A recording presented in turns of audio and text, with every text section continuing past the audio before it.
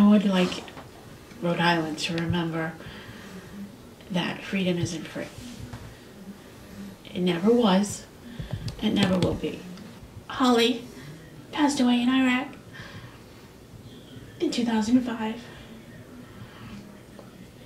While she was serving as a Marine in Fallujah. A suicide bomber rammed into her truck, and she, along with 2 other female military, were passed away, and 13 others were severely injured with burns. And that was June 23rd.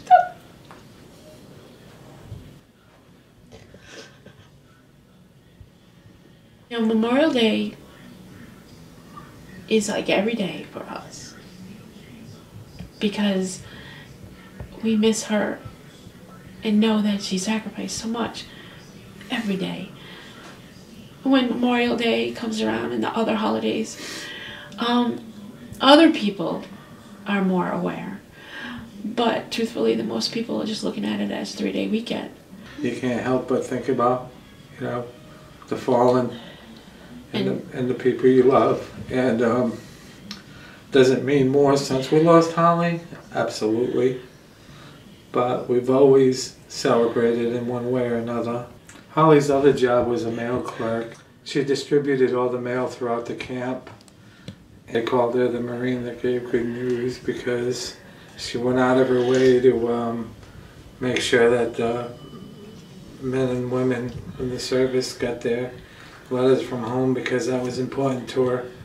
She was a beautiful, giving, sweet young woman who, you know, went out of her way to help other people. It was after her passing that more of her friends and her girls she served with, her Marine family, would tell us stories. And you can't get enough of the stories. They're at a checkpoint, it's 100 and something degrees. They're miserable because they're sweaty and it's dirty and it's, you know, but that's where you are when you're in Fallujah, Iraq. And she's just eating her pistachios and dancing and, you know, making the best of it. Making the best of the worst situation, and that's what Holly would do. She just, and it would be so easy for her. That's Holly. She's got music in her head, and she's in the middle of hell, and she's dancing.